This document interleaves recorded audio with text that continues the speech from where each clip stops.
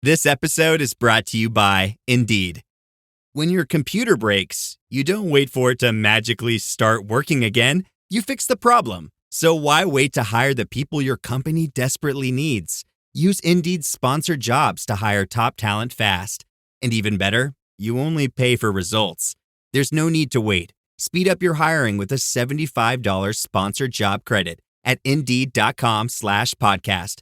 Terms and conditions apply. Dripping in gold? That's cool. Dripping in Velveeta's supremely creamy golden cheesiness? That's respect. Elevate your drip with Velveeta's range of outrageously delicious dips and dishes. Shells, cheese, melty blocks, and heat and eat queso that go all in on indulgence. Flex on your fam with a creamy, cheesy masterpiece and go all in on what you love with Velveeta. Respect the drip and satisfy your cravings. Bring home the drip with Velveeta. You're listening to Dr. Emma and me on the Tudors Dynasty and Beyond podcast. And now, here are your hosts. Hello and welcome back to the show. I'm your host, Rebecca Larson, and it's Thursday, so you guys know what that means. It's time for Dr. Emma and me. Welcome back, Emma.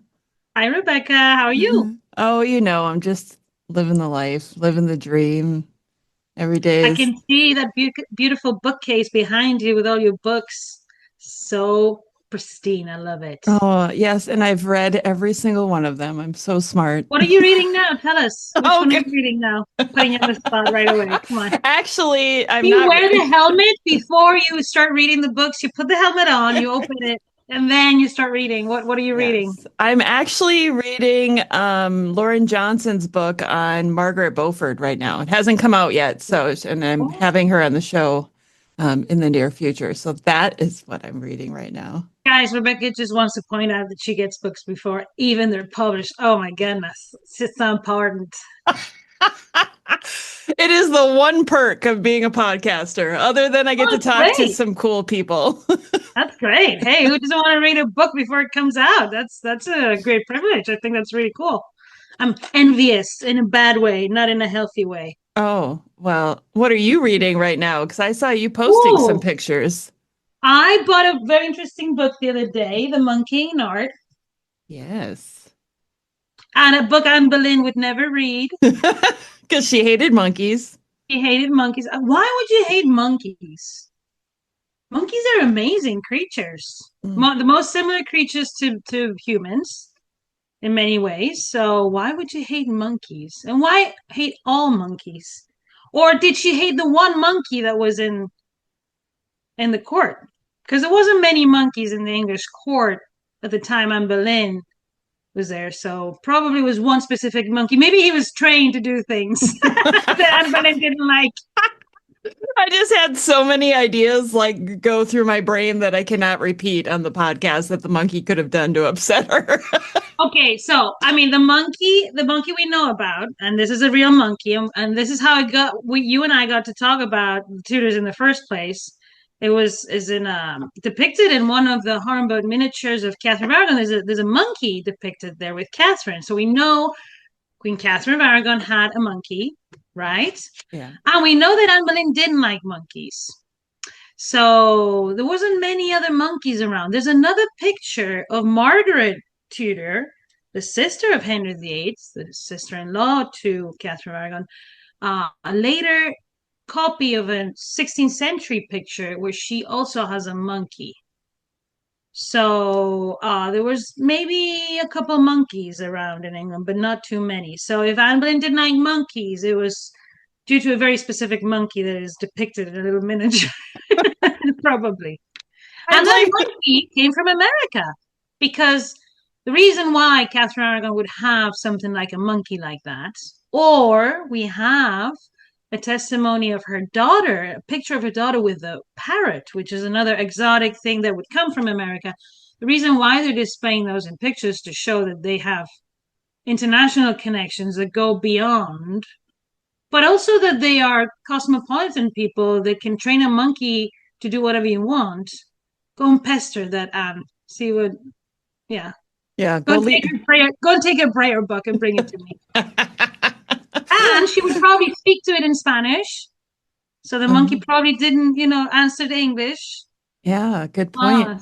I call him, sorry, but I named him years and years ago. Okay. Okay, I'm ready. I named him Granado, so pomegranate, like in Spanish, Granada. Just like she would probably just give it a little name like that. And why are we talking about Catherine Argon's monkey?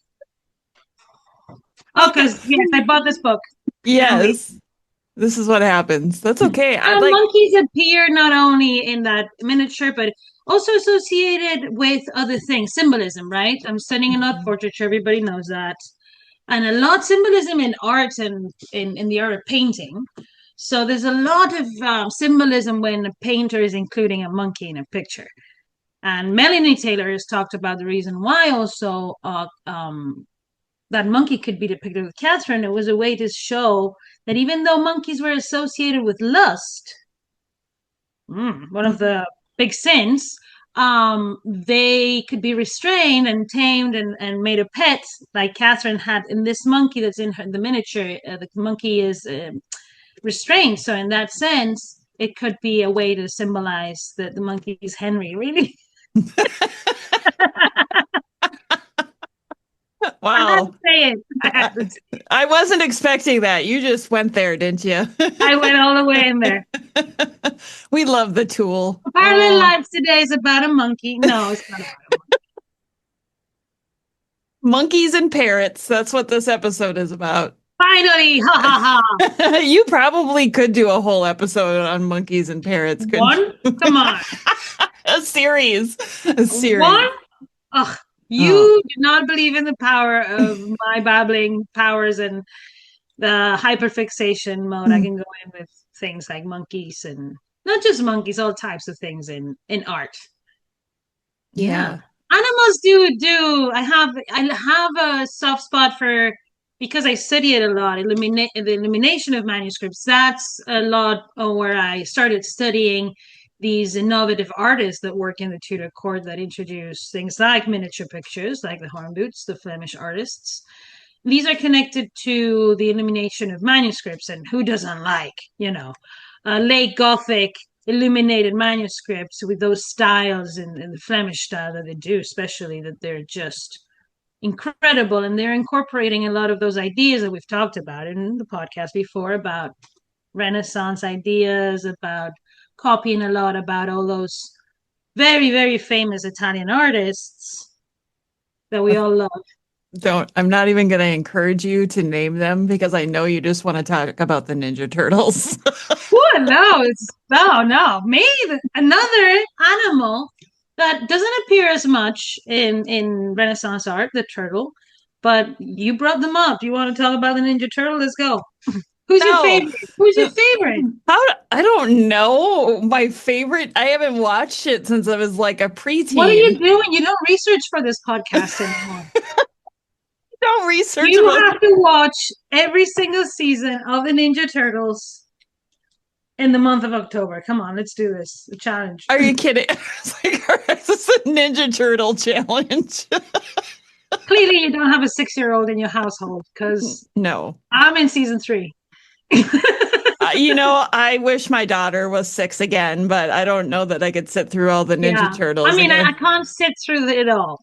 I just get, I just sit a little bit and I'm like, oh yeah, it is entertaining. They're, you know what I like about it? They're very funny, but it's very contained. It's not really bad. There's not really, really bad language. It's it's kind of those cartoons, but they're cool. Very 90s kind of style. Very cool. Lots of buzzwords. I don't know. Funny. I loved it. They're funny to watch. I thought the 90s were the best when it came to pop culture and music, and maybe that's and they're, and it is based in New York, so you get a bit that they're always eating pizza. Just kind of funny. Yeah. They get those things from different cultures, but they're ninjas, so that Japan. So again, talking about the Ninja Turtles. I know. Here we went. I'm not talking about Italian artists today. No, but we're talking about an artist today, right? Do you want to introduce our topic today? Actually, for once, I'll be the one to introduce because this is an exciting one because who doesn't love Holbein? So Holbein is one of our focuses. Holbein in the house. The best Tudor artists. That's what I'm going to call him.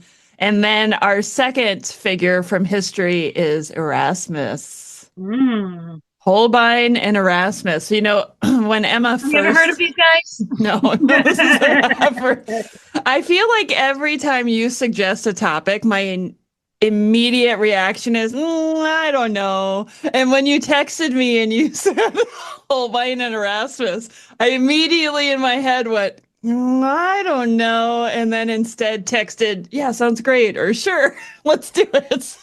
Because I know. Our friendship is based on dishonesty. He clearly doesn't trust me or Look how red my face is. Oh, Rebecca. I mean, let's see how it goes. I think this one's a very, very good one. I think people love these two. And I don't think people realize, and we think we know them both a lot, but we know them both a lot for very, very different reasons, even though they're very, very interlinked. Yeah, so yeah. I think this is a great one. Okay. Cool guys again. Cool guys. We've had a couple. Yeah, Rebecca's usually a bit cold to the dudes. I am. Why? Doesn't mean I don't like dudes. I like dudes. We know. We've heard you in the podcast before. You made a comment how I was going to bring up beards today because I have my Diet Mountain Dew. There she goes. Yes. Okay. Oh, you know, Holbein had a beard, so at least, you know, it's on topic. Good, Rebecca, good. Yes, but these are cool dudes, and we have to talk about the cool dudes. Especially these cool dudes have lots of interactions with the cool ladies that we love to talk about. Otherwise, we wouldn't have that many pictures of women of the Tudor court, because who was the one to put their faces in on paper, right? It was Holbein for sure, right? Yeah. So they're very cool dudes, and we have to talk about the cool dudes, and we have to talk about Francis I and Henry VIII too, like we did. But I thought that was, you know what? Giving you some feedback, I thought the Henry VIII and Francis I episode was hilarious. I enjoyed that very much. So talking about the dudes is always fun. Yeah, I think I enjoy the picking on the dudes the most, but don't have much in terms of picking against these two dudes because I admire them so much for different reasons, and at the same time to be linked both to Catherine of Aragon. Haha. Now I said it, the point of connection, obviously, for me, in my research, they were both featured in my dissertation because both these dudes are very, very intertwined to the introduction of Renaissance and humanism into England. And I thought this was great episode because one of the things I do, I think a lot of people know me as an art historian, but I'm also a cultural historian. And in that sense, Erasmus is the biggest figure in 16th century culture, isn't he? Yeah. And I think that's the biggest thing is when we look at them, and you can correct me if I'm mistaken, because this is not my expertise, but both Erasmus and Holbein were in the same circles, Renaissance circles in Basil. How do you say it? I don't know. Basil. I don't know. Basil you put in your tomato sauce, but basil, I guess. Basil. Yeah. I don't know. In Spanish is Basilea, so but I've never thought I think I never spoke it out loud in English. So let's call it Basil. Who cares? The people from Basel probably. Like, no, I don't think we have too many listeners from I was just gonna say if we do, please tell us, how do you pronounce the name of your set? Please. Yeah, and I've seen this name so many times. It's one of the things when you sometimes study something but you never kind of get to talk about it. In terms of the age, because we'd like to bring this up because I think this is important. Erasmus is much older than Holbein, okay, and is actually his patron, and we'll talk about this a bit more. So Erasmus was born where? Basel. No, Erasmus off. Oh, Rotterdam. Oh my goodness, Rebecca. Have some more of that. I need to refuel. You need a drink up, girl. Erasmus of Basel. That's a first. I am a little okay. I'm sorry. Erasmus I'm a is little out of it. born in Rotterdam. Jeez. Okay. Jokes aside, he was born in the decade of the 60s of the 15th century.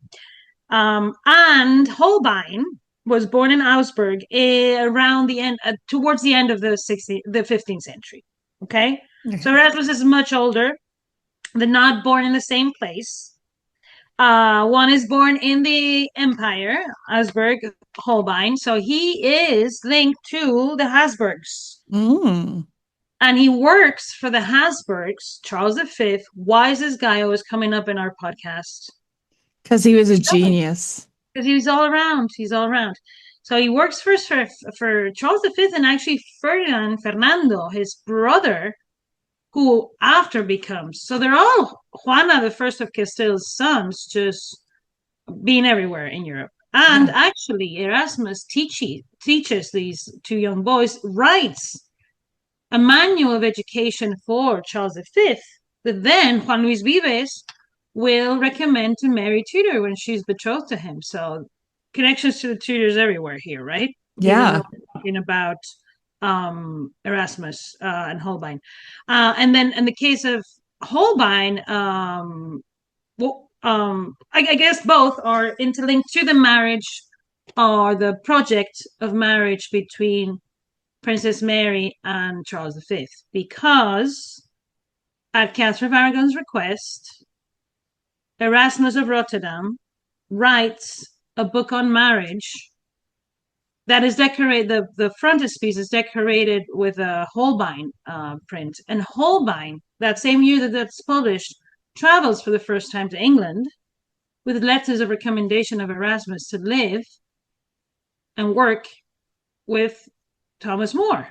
Wow. So they were closely intertwined even before coming to England. Like Erasmus wrote the book and Holbein made the cover.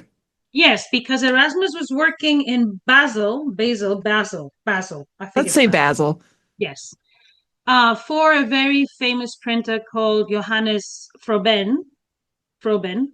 And he was printing a lot of the works of these humanists like Erasmus of Rotterdam, and Holbein had painted Erasmus of Rotterdam in 1523. That's right. So they're all linked. Yes, they're all linked.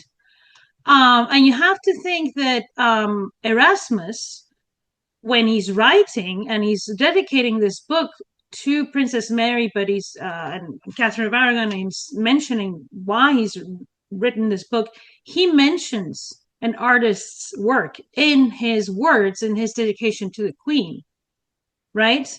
And he says in this, something that Juan Luis Vives had done 3 years before. So what he's saying basically my argument is Holbein is bringing this book to Catherine that she has requested from Erasmus of Rotterdam in 1526 to help her in her cause to try to defend her marriage. That's why Holbein arrives for the first time in England to work with the side of the court that is siding with Catherine. His first royal engagement is with fungi. The first people he paints are John Fisher, Thomas More, fungi. Well-known names. Anne Lovell. Yeah. All part of the Queen's party. That's why Holbein arrives to England. Erasmus is trying to win the Queen's favor, but he's a hot mess too, because Henry's like, Erasmus and Henry met. The first time that Erasmus of Rotterdam was in England was before Catherine of Aragon arrived, when Henry was just a little boy. So Erasmus had gone back several times to teach in England during the reign of Henry and Catherine in the Queen's College. And Erasmus was the one to declare that the Queen was wiser than the king, that she was much more of an enthusiast of learning the sacred scripture, much more than the king, and she was wiser than him. So really, Erasmus was linked to the Queen, even though he had met the king before. And this is not dissociated in Erasmus's relationship with King Henry. He had a relationship with both. It's just we haven't known about Catherine's relationship to Erasmus as much because her cultural and artistic patronage was never put together and studied together. We knew a lot about the commissions of these works for the education of Mary, but we hadn't put it together with the development of art, culture, and the introduction of Renaissance into the Tudor court with Holbein, but before that with the Horn Boots. So Holbein is also coming to a court where there's already Renaissance artists creating pictures, miniature pictures. So the revolution in portraiture has already started. Holbein comes to reinforce that from the Queen side or the Catholic side that is opposed to the King's party and Anne Boleyn. So that's why Holbein, who is from the Empire and has worked for the Habsburgs, comes with letters of recommendation from Erasmus of Rotterdam to England in 1526 and paints, for example, the family of Thomas More. Saint Thomas More, Saint John Fisher. Those are the people he paints in his first stay. Anne Lovell, one of my favorite Holbein pictures, is of the one with the lady with the sterling. Yes, Yes, yeah, what I'm talking about. yeah. The National Gallery, thought to be because of the symbolism related to probably the Lovells. Lovell was someone key in Catherine of Aragon's queenship. So when you start to study these subjects of Holbein's first visit, you realize that they're all linked to the Queen's cause. That is a mind-blowing mic drop thing because I had no idea until you just said that how connected they were to her. Like how important it is to see that those were the first people that he was doing portraits on. I know, right? And what amazing portraits. Never in England there had been portraits rendered like this. No wonder Henry needed Holbein to come back after he left, right? Why does he leave? I think he leaves like a lot of people because things get bleak. Henry is just very unstable. Okay, and things are not great, especially if you're from the Empire. And this had happened before. Torrigiano left after designing Henry and Catherine's tomb. It just seems like the Tudor court was a great place to work because the king had a lot of money, but sometimes the king was a bit unstable, so he had to leave again. And I have some things I need to do in Germany. I'll be back if I can sometime soon. But then it's also very close. We have to realize that those areas in Germany, Erasmus was from Rotterdam. Not Basel. Not Basel. That's not far away from England again. When we talk about these humanists, they're interlinked. This humanist culture is interlinked to Renaissance art, right? And in these pictures, sometimes we see messages in Latin, references to how many books do you see in all these pictures, and how many things that you are like, these are all connected to an elite culture, really.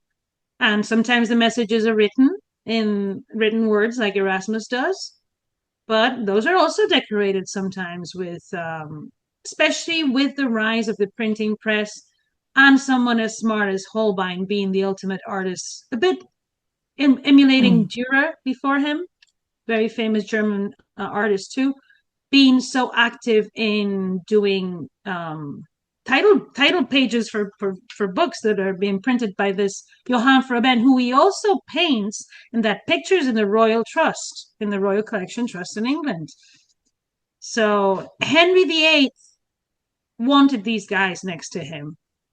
And this is why the lives of Erasmus and Holbein are so parallel, because of remember when Alejandro Vergara has told us several times that these powerful monarchs are attracting the best. They don't just want any artist. No, they want the Holbein. They want Erasmus to come and teach in Cambridge, That's the way to have a magnificent court. And if you see, and one of the things that I wanted to bring up that's very curious is Erasmus dies the same year as Catherine of Aragon and Anne Boleyn. Oh, 1536. 1530. So the 12th of July, 1536, he dies. So there's a shift and a change in, I would say, even European culture when Erasmus dies, let alone in England when Henry has already gotten rid of 2 wives. Right. Yeah. Exactly. I do have a question for you because we're talking obviously about art history too. And that is your specialty. And I think I'm realizing more and more how important art history is to telling history. And I'm wondering, do you think that art during the time was a more accurate representation of what was going on versus the written word? Do you think there was more that could be conveyed through a painting than somebody could write in I don't know, a letter or something?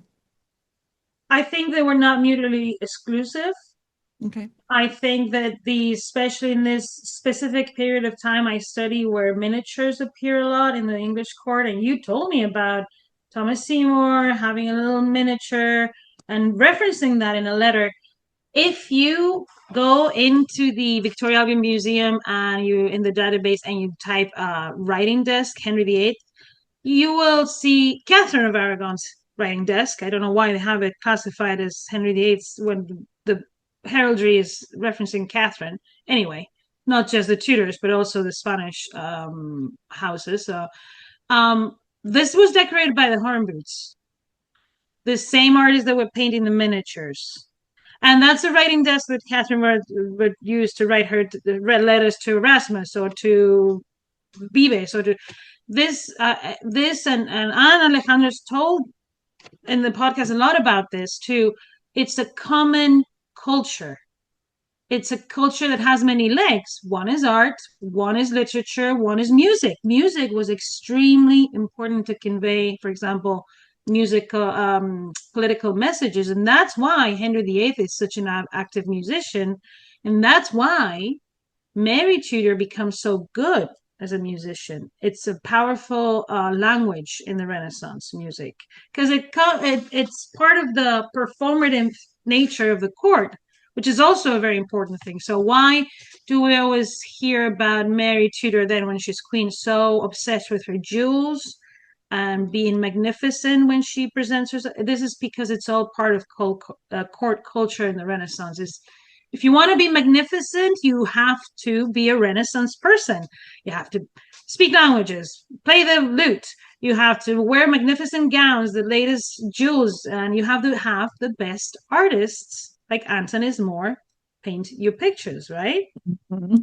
Yeah. So that started in England with Holbein, thanks to Catherine of Aragon. And Fungi, who is the first guy to hire him, and we see that he's mentioned as Master Hans to prepare the arrival of 2 very famous ambassadors that are coming from France with a marriage proposal for Mary after Charles marries Isabella of Portugal. Mm.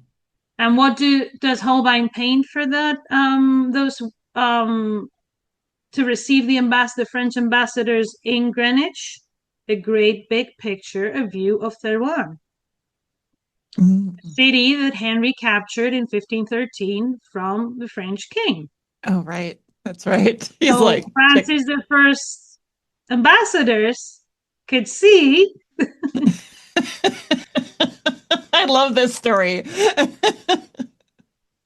if that is not telling you the kind of message Henry Guilford wanted to send, shortly after that, he has his row with Anne Boleyn.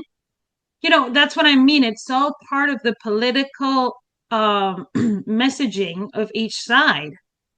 And that's why Anne Boleyn's books of hours are decorated more in a French style sometimes. And that's why the quiet stalls in, for example, King's College Chapel in Cambridge that were done during her reign were done in a Fontainebleau style, mimicking the court of Francis I, because both factions in court in England were competing to show their adhesion either to the imperial Spanish side or to the French side. So that's why when we think of someone like Holbein, we don't think he's Spanish, obviously, but he's coming from that alliance that is the empire and Spain, because Charles V is the most powerful guy in Christendom, and he's the one who Holbein is subject of.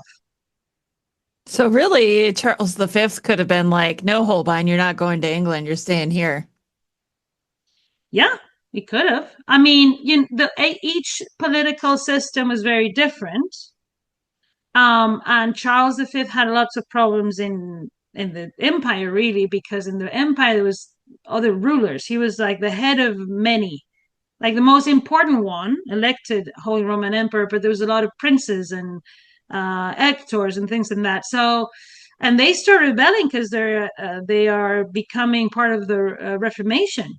So Charles V has lots of problems in the empire. That's why he doesn't give the empire to his son Philip II, because he believes that it's not possible to rule all of it and keep sane.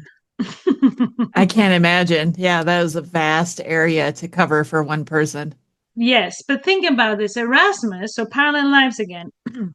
Erasmus works for Charles V, right? So, and then Erasmus works for Catherine of Aragon. They're all working for the people in the Spanish monarchy related to this, and especially, I want to emphasize again, that marriage potential marriage between Charles V and Mary Tudor, the future Mary I, was what brought also the Hornboots to England. Susanna Hornboot, who was part of the workshop of her father, who became very famous in the court of Margaret of Austria. Oh, who was Margaret of Austria? The woman to raise Charles V after he was born. In the toilet. In the toilet. Where? In Basel? No, I forgot where he was born. He was born in Ghent. Oh, yeah. I always forget that. Place that Susanna Hornboot was born. So all these plays are related. We know that Susanna Hornboot was a very, very good artist because people like Dürer, who was someone similar to Holbein, but some time before, travels to the Netherlands and writes about these artists in the Netherlands that are doing great things in illumination.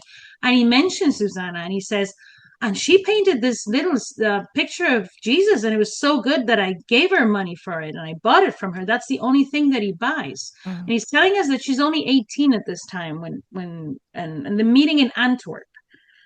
The reason why I wanted to bring up Antwerp is, again, this is the port where all these this magnificent art, these illuminators, and a lot of these illuminators, we know them as illuminators, but they're also painting already on oil paintings, and they're doing all types of works in churches, and they're Renaissance artists. They don't just paint and illuminate manuscripts. They're doing many things. All of this work that they're producing is taken to England through the port of Antwerp. That's why Susanna, Gerard, and Dürer meet in Antwerp, because it's a point for all these things to, and Dürer wants to sell his stuff. So one of the things I'm sitting now is when Holbein comes, for example, and brings, I think, Erasmus's book that he's written at Catherine's request and all that, I'm sure he's bringing a lot more things.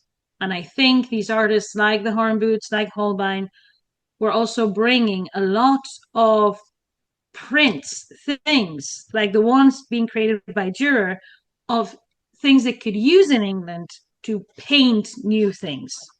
Am I making myself clear? Yes. But I was also wondering if it was possible for them to smuggle things into England to help Catherine. Like, could they have been smuggling money to give to her for her cause? Yes. We know of references of people trying to smuggle things into her. Oh. There's and I think we mentioned this a long time ago. Maybe we need to refresh the story because it's very good. I can't remember if it's the Duchess of Norfolk. I think it is the Duchess of Norfolk. And Catherine is already, she's already at the end of her life. I think it's something like 1535. It's very towards the end, right? Yeah. And she's been isolated, and no one can talk to her, and nothing can come to her, except the sometimes the letter get a present from someone, and so the Duchess of Norfolk decides to send her a chicken so she can eat it, right? Yeah. There's a letter inside the chicken from a foreign ambassador. So What? they would smuggle things so Catherine could. Also, there's another. Yeah, so she sent her a secret letter smuggled into the chicken. Yeah. That's crazy. How like dangerous, but also like here's where my mind goes and straight. I mean, How do they know to look for a letter inside the chicken? well, because she would open the chicken to eat it and be like, excuse me? What is this? It must have been wrapped or something, right? She must have wrapped it, or Yeah. yeah, you would wrap it. Yeah, you just leave the chicken whole. I hope she left some meat for her too. But Just an yeah, empty shell, just bones. another time we know this, and this is related to art too, and this is something I study a lot. And this is way before. And I was reading about this the other day. In fifth, just before Isabel of Castile dies. So we're going back all the way to 1504, October of 1504. So 500 years ago. Yeah. Yeah. Isabel of Castile is dying, right? And Catherine is in England trying, and is Elizabeth of York has died too. So Henry VII is single, Yeah. and mingling, started mingling around Europe, right? And Catherine has noticed that, oh, Arthur has died too, and I might not get to marry Henry. And what am I going to do if I stay here in England? And Henry's like, maybe I could marry you. And she's like, no, let's think of something else. So I don't know who comes up with this plan, and it's been talked, but Isabel Fernando are negotiating to marry Henry to someone who is Juana, not Juana who will become Juana the First of Castile. Juana Trastámara, also named Juana Trastámara, the Dowager Queen of Naples. So Catherine's cousin on her father's side, who lives in Valencia in the crown of Aragon, right? Yeah. So Isabel is about to die, and the Spanish ambassador is writing to Fernando and Isabel saying, hey, this guy needs to see a picture of this girl, so just smuggle one, in a box. Just don't tell her, and just have someone paint her picture and just smuggle it in a box and send it to me, because this guy's obsessed with seeing the person that he's going to marry. Who inherits that from Henry VII? Henry VIII, who is obsessed and sends Holbein, and that's why he wants Holbein. That's what he uses Holbein mostly, is to go and get pictures of his girlfriends. Right? Because he does that with the most famous one, and the most famous story of Henry VIII and one of his wives and Holbein. What is it? Anna of Cleves, right? That's right. What happened? Do you want to refresh our memory? The marriage didn't last. How's that? Well, he sent Holbein. Actually, he sends Holbein to paint Anna. Yeah. But he also sends Susanna Horenboot. Right, because a man couldn't be left alone with a woman. Well, I mean, think of what you just said. In this instance, as an artist. Okay. So a woman would be there to, I don't know, in this situation, it was kind of to spy a little. It's been argued that obviously Susanna would speak the language. So you have to think that Anna of Cleves wouldn't speak English at first. Yeah. And then she could teach her about court etiquette in England too. Think about that, Yeah. adapt. And there's a very funny story about, there's a testimony that in Calais, Susanna Horenboot is teaching Anna how to play cards, but how to play it in the English way. But then Holbein is sent to paint her, and then comes back with the picture and shows it to Henry VIII, and he's like, "Ooh, I like her." But then when he meets her, he has a very different reaction, doesn't he? Yes. So that is a very good way to understand these pictures are highly idealized. And when you see this picture, which survives in the Louvre Museum, of Anne of Cleves. So it's been restored recently, and now you can see it's beautiful, beautiful blue background. We could talk about that because that's kind of important too. Looks like a tremendously beautiful woman, but for some reason Henry then didn't like her, right? I'm not saying that Henry was right about that. What I'm saying is these pictures look very different to what people looked in reality. And Holbein, like Antonismo, was a master of making people look interesting. Even the sitters that are not attractive per se still look regal and majestic, right? And in the case of Holbein with Henry VIII's wives, he gives them a soft look, right? To like a submissive look, to be honest. Yes. We can talk about Jane Seymour's picture in the Kunsthistorisches Museum, also in Vienna. So what's been argued too is that even though he wasn't happy with the bride and all that, Holbein never lost his favor with the king. So he clearly thought was like, maybe too many filters, Hans, but next time just take it down a notch, you know? You see that mole in her forehead? You should put that in. At least tell me about it. I'm always looking for ways to show my cat how much I love her. And with Fancy Feast gems, I can pamper her whenever I want with a savory gravy on top of a gourmet mousse pâté. The pyramid shape makes serving simple, so all I have to do is peel and plate to make mealtime feel extra fancy. And with 2 entrees in every pack, it's easy to turn every day into the extraordinary. Fancy Feast gems. Finished training for the day? Time to fight post-workout fatigue with Core Power Protein Shakes. They're packed with 26 grams of high-quality protein to build muscle and electrolytes to help hydrate. The nutrition you need to help your body replenish, rebuild, and repair post-workout so you can power on to the next one. Champion your recovery with Core Power.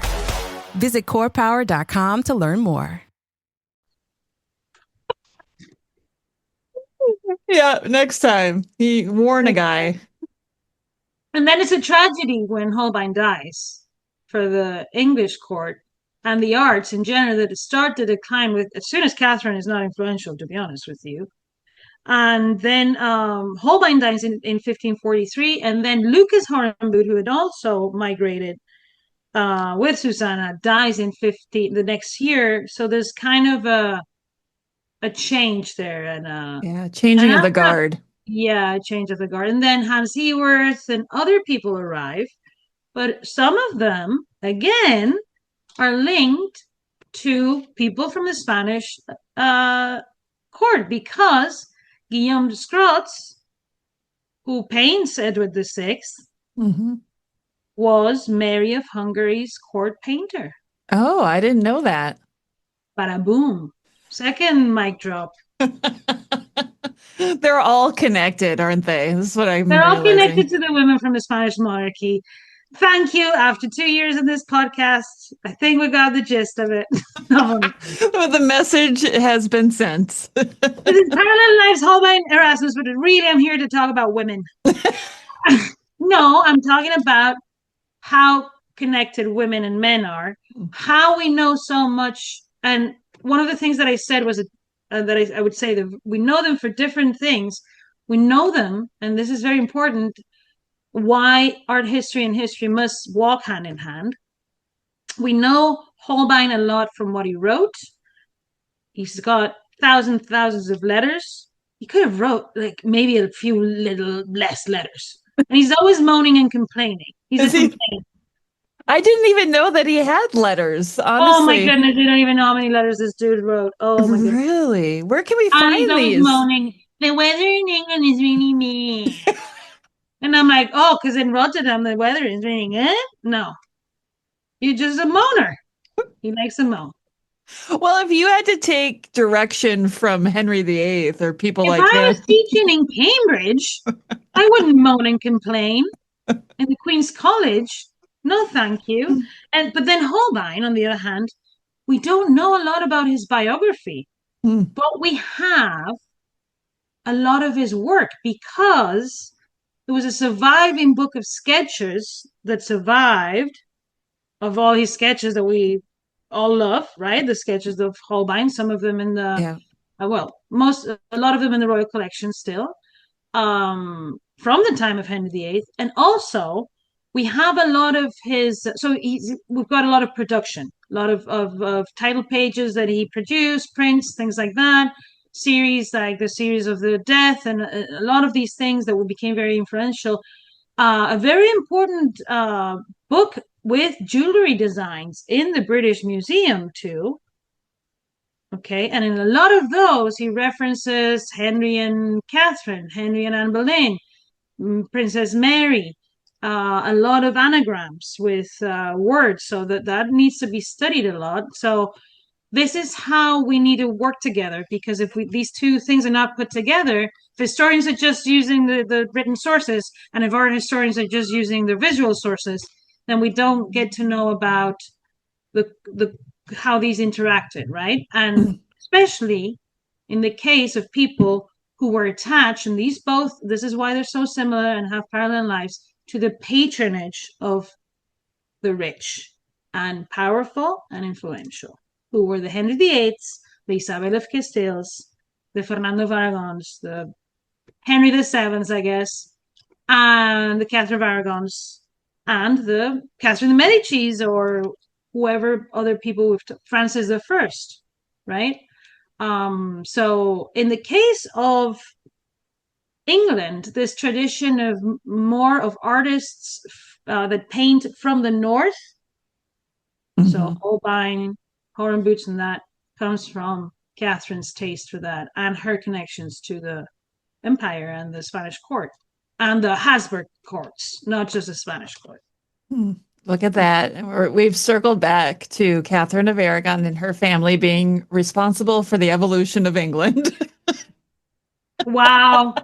That's what a plot twist. Okay, maybe not the evolution of England, but close. Maybe we right? need to talk about the Ninja Turtles again. Because everybody loves that. Every episode now. We always get a comment whenever I bring it up. Yes. Because people are smart and they know what they want. And we will do an episode.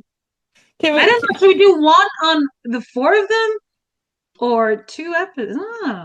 I just have to tell a little anecdote because as many of you know, and I don't mean to bring down the mood at all, but as many of you know, my father passed away a couple of weeks ago, and Dr. Emma was at the funeral with me, and my niece, who's probably watching this right now, walked up to her and was so excited, and she's like, "Are you Dr. Emma?"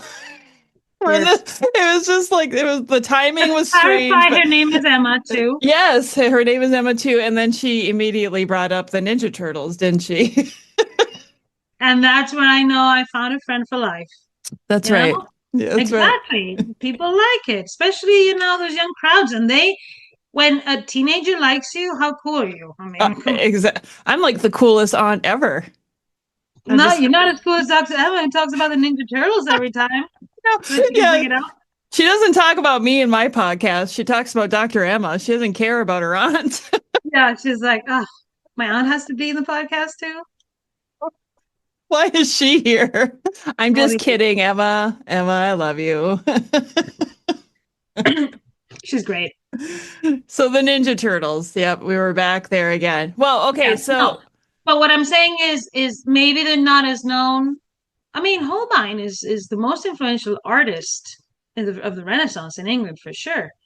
So, jokes aside from the Ninja Turtles, we bring them up because these 4 names, especially 3 names of the Ninja Turtles, Leonardo, who live at the same time, just a little bit before, really, and are contemporaries of Catherine of Aragon. So, Leonardo da Vinci, Michelangelo, and Raphael.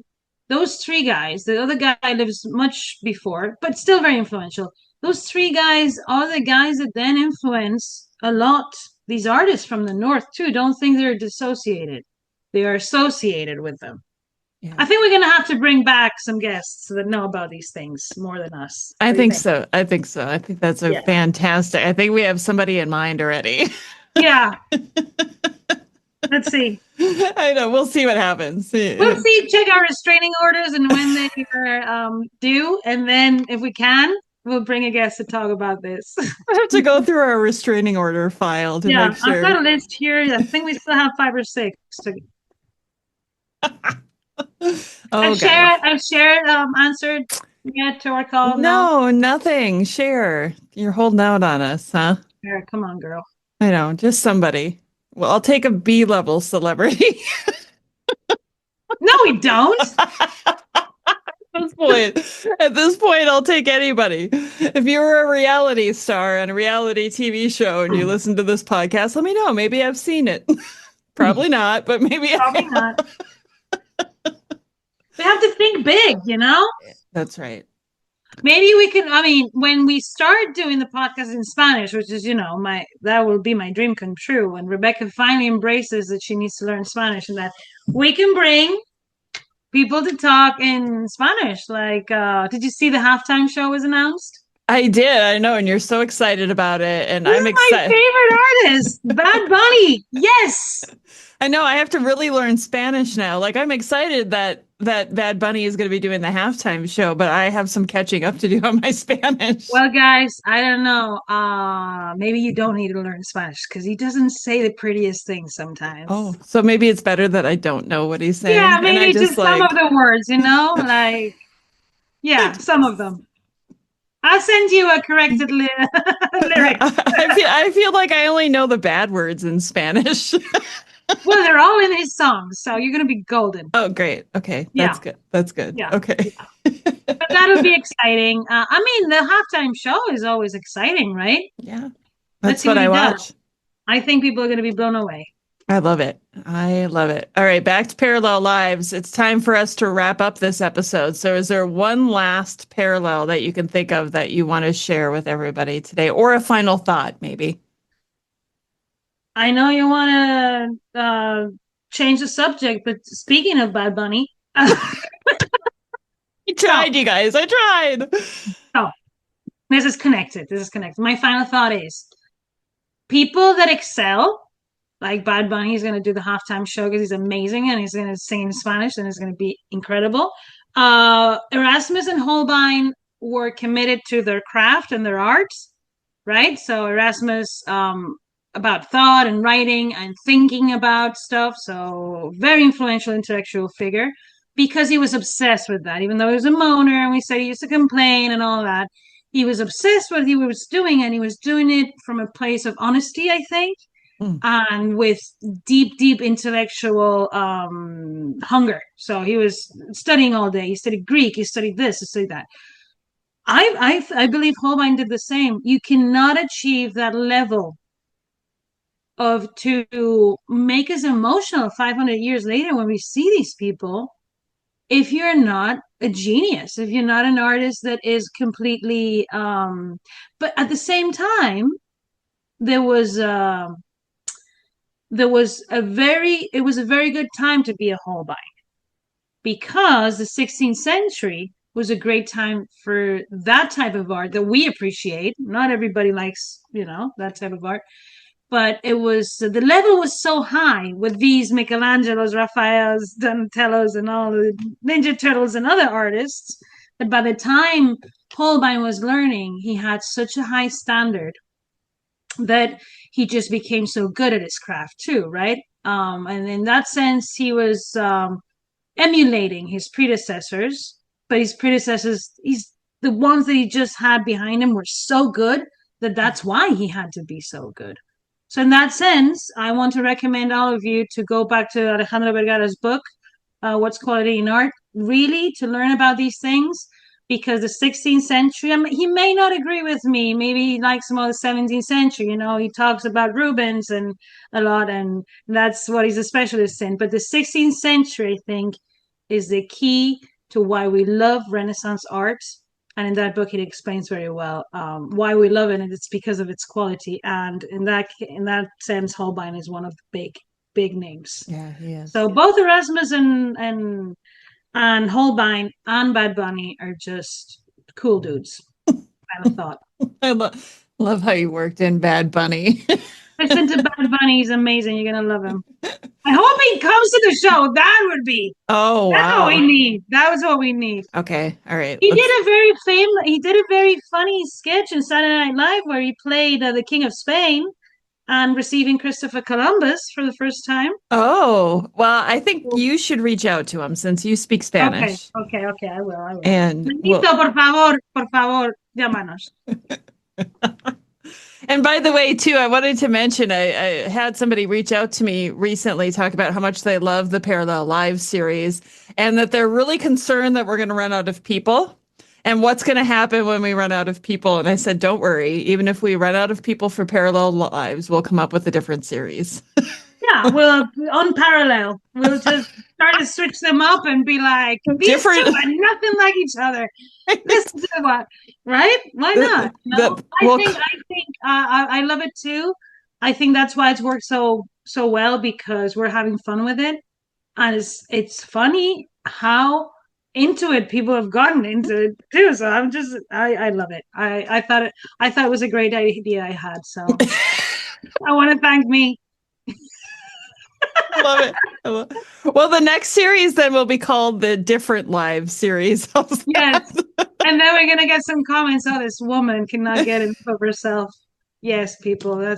I'm in my yes, I deserve it era. Sorry. Emma has all of the good ideas. Any idea that's on this show, it's all Emma's idea. No, come on. I'm just not here. Every idea, but most of them. I'm just an ideas person. Execution wise, come on, a bit more sloppy. Oh, so then when I hesitate when you pick two people, just like you just I pick like 5 different series of sets, and then poor Rebecca. I love it.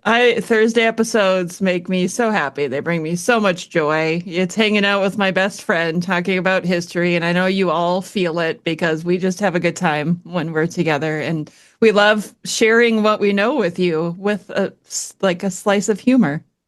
Yes, exactly. That makes it so much fun. Yeah, so we'll have to talk about next week and who we're going to parallel next week. I think I'm going to leave it up to you, and you can surprise me. Oh, she doesn't like that. My face said it all. I was like, oh gosh. Maybe you should do. Come on, people should surprise us with what they think. Another round of. We have a list, but I just like to add to the list. Yeah. Never-ending list. Please, people, add some more. Let's do another round of suggestions because it's a good exercise. I think it's a good mental exercise for everyone. I feel like you get there much faster than I do. You find the parallels much quicker than I usually do. I don't even tell you about everything that goes through this mind. You don't even know, girl. I'd be afraid, right? Yes, I would be afraid. Oh my gosh, you guys. All the time. I love my job. I really do. I love my brain.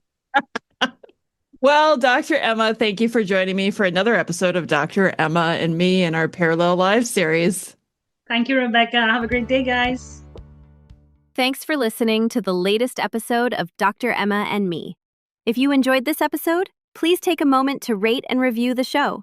It really helps more people find it. Don't forget to follow or subscribe so you'll know as soon as a new episode drops. And if you'd like to support what we're doing, head over to Patreon and become a patron. You'll get early access, bonus content, and more. Thanks again for being here. See you next time.